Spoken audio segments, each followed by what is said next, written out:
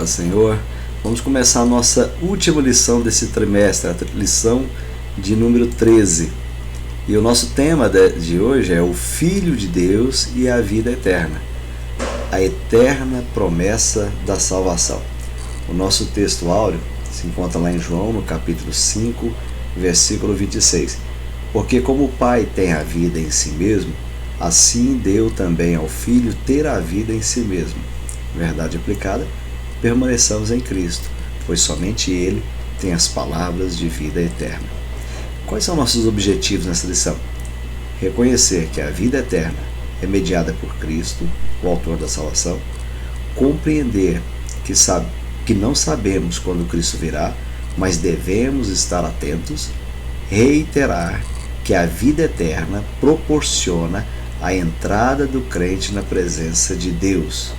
O nosso texto base, texto de referência, encontra-se em João no capítulo 17.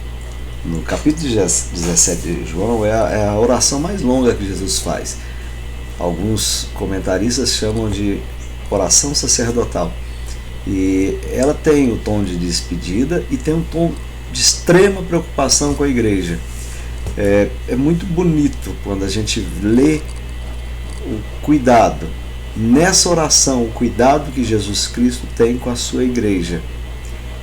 Olha lá, se você pegar no capítulo 17 do Evangelho de João, lá no versículo 10, fala assim, o versículo 11, vou ler o 10 também. Tudo que é meu pertence a ti, e tudo que é teu pertence a mim, e eu sou glorificado por meio deles. Agora deixo este mundo, eles ficam aqui, mas eu vou para a tua presença.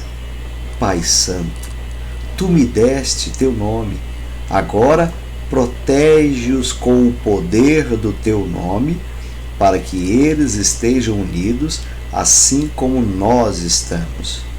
Durante meu tempo aqui com eles, eu os protegi com o poder do teu nome que me deste. Eu os guardei de modo que nenhum deles se perdeu, exceto aquele que estava a caminho da destruição, como as Escrituras haviam predito. Agora vou para a tua presença. Enquanto ainda estou no mundo, digo estas coisas para que eles tenham minha plena alegria em si mesmos. Eu lhes dei tua palavra, e o mundo os odeia, porque eles não são do mundo, como eu também não sou. Tem tanta coisa aqui. Olha que oração bonita. A preocupação do Senhor, olha, eu vou, mas eles vão ficar. A igreja vai ficar, esses que o Senhor me deu, ficarão. Mas cuida deles com o poder do Senhor, que tem no nome do Senhor. Eles vão ficar no mundo, que o mundo vai odiar eles por causa da tua palavra, por causa do teu nome. O mundo vai odiá-los porque eles não pertencem a esse mundo. Então nós somos peregrinos e passageiros aqui, e o mundo vai nos odiar. Basta que a gente fale a verdade. Dizem que o mundo só não odeia o crente, só não ataca a igreja, quando a igreja adoça o Evangelho e fala um Evangelho doce, fala um Evangelho modificado, fala o Evangelho adaptado.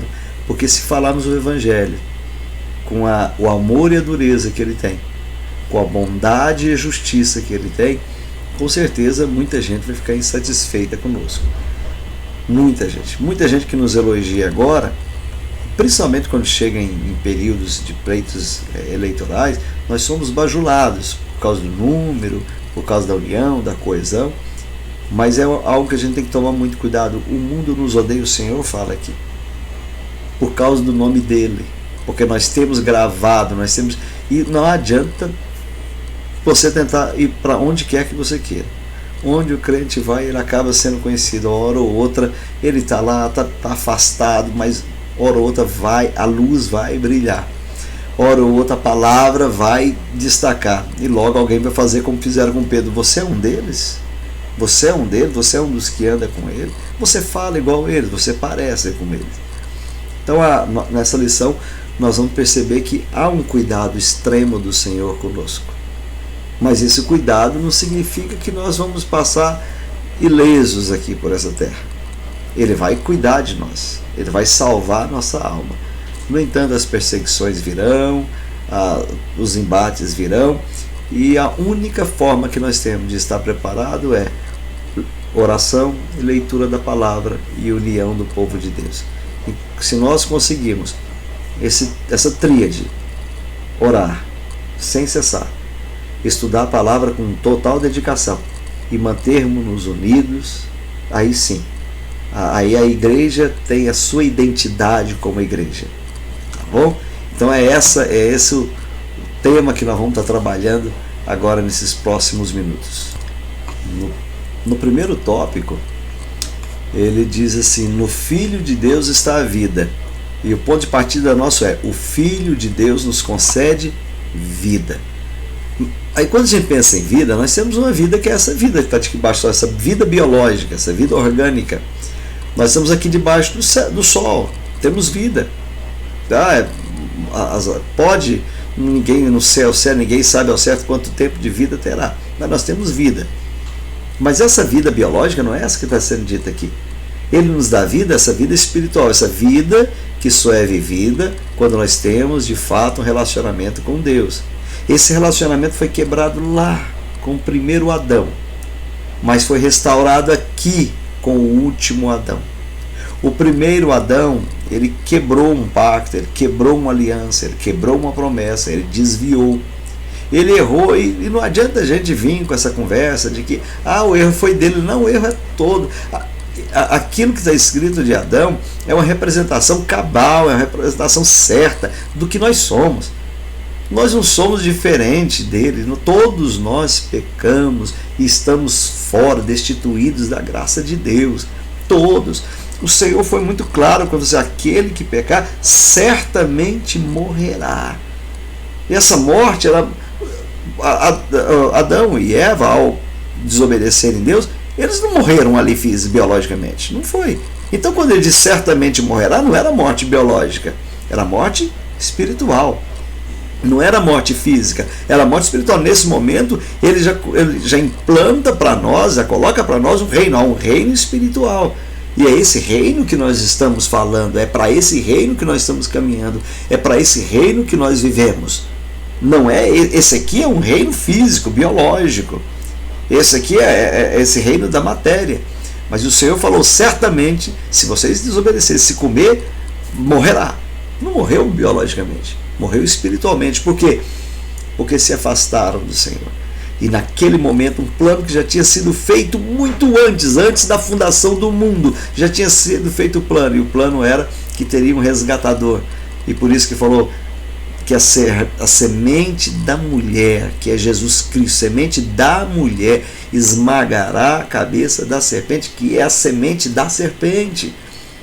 Então Deus não foi pego de surpresa com a falha humana. Tá? Ele não nos fez para falhar, mas em falhando ele já tinha na onisciência dele um plano para nos resgatar.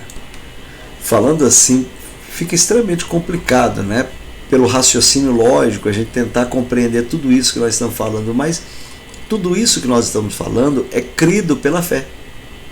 Nós não estamos aqui fazendo um raciocínio lógico, matemático, com a racionalidade de se então é assim. Não. Aqui nós estamos trabalhando no âmbito da fé.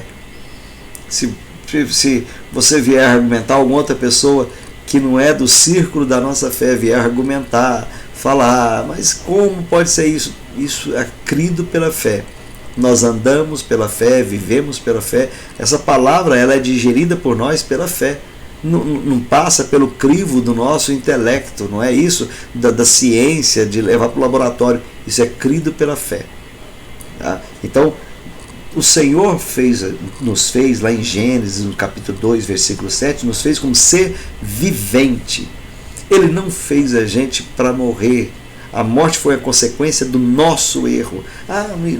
E é um erro de cada um de nós. Nós já nascemos com esse erro, nós temos geneticamente essa falha, a teimosia, a desobediência, mas também nós temos em nós um desejo latente pela presença de Deus. Nós temos em nós, todos temos em nós um vazio que é tão grande que só pode ser preenchido pela presença de Deus.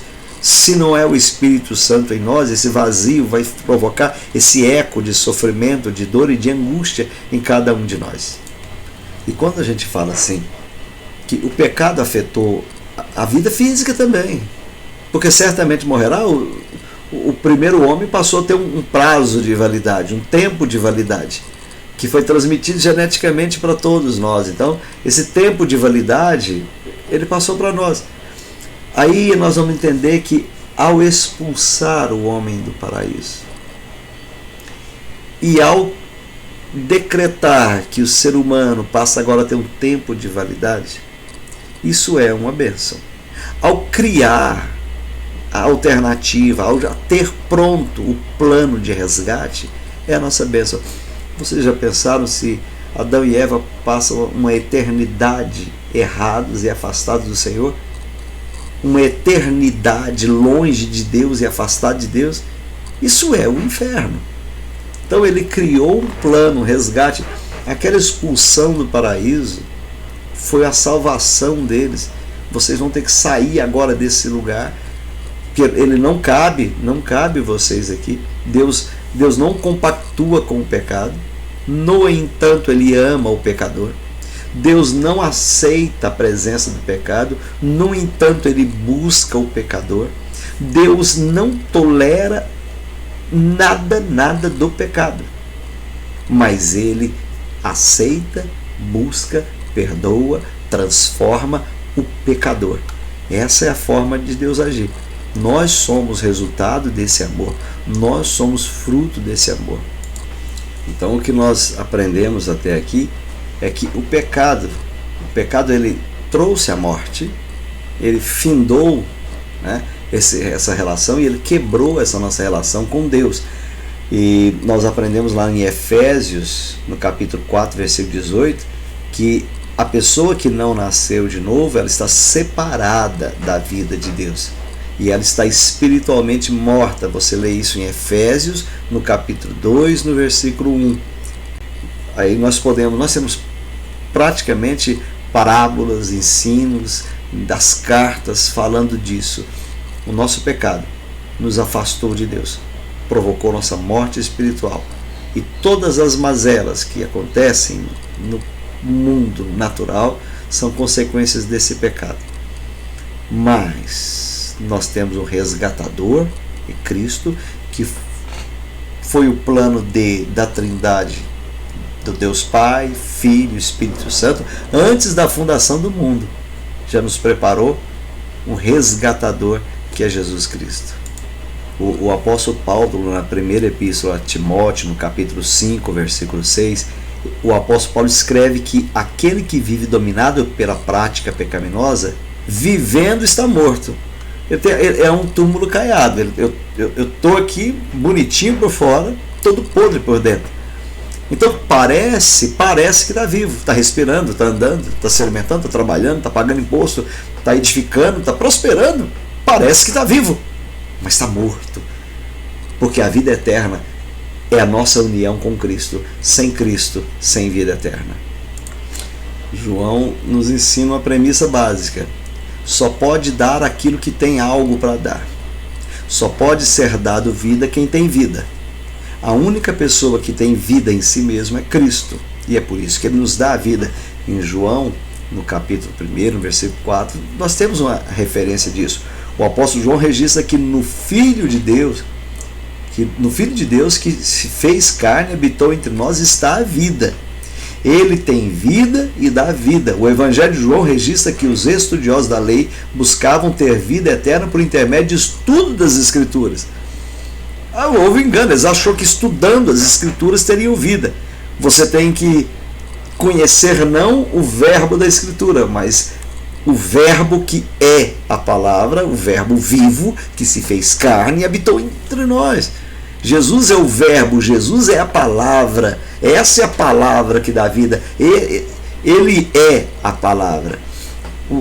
Todo o cumprimento, o rito de cumprimento da lei não poderia fazer o homem ficar limpo e se aproximar de Deus. Era impossível, ninguém conseguia cumprir a lei, ninguém, absolutamente ninguém. Mas Cristo veio para poder resolver todo o problema da humanidade e deu a vida por nós, carregou nossos pecados, carregou nossa vergonha, nossas mazelas. Todos os nossos pecados estavam sobre ele, ele tomou sobre si, ele sofreu, ele foi humilhado e ele foi morto. Mataram a vida, o doador de vida foi morto, mas na sua morte ele foi para todos os lugares e visitou todos. Na morte ele visitou a morte e trouxe vida, e ao ressuscitar ele é o nosso Senhor, a razão da nossa fé, a base da nossa existência como igreja. Se não acreditarmos na ressurreição de Cristo, a nossa fé é vã, é perda de tempo. Se Cristo não ressuscitou, é perda de tempo. A premissa básica para nós é: ele foi morto e ao terceiro dia ressuscitou. Ele foi morto de fato, mas a morte não segurou ele lá, e ao terceiro dia ele ressuscitou. E esse ressuscitado, esse Cristo ressuscitado, ele habita conosco, ele está conosco, porque ele disse: eu vou para o Pai, mas não vos deixarei só, vocês não ficam órfãos, eu vou deixar o Espírito Santo com vocês. Aleluia por isso, glória a Deus por isso.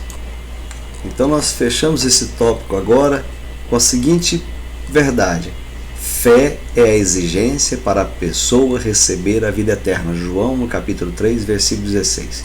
João 3,16. Porque Deus amou o mundo de tal maneira que deu seu Filho unigênito, para que todo aquele que nele crê tenha a vida eterna. Então a fé é o princípio. O justo viverá pela fé. A nossa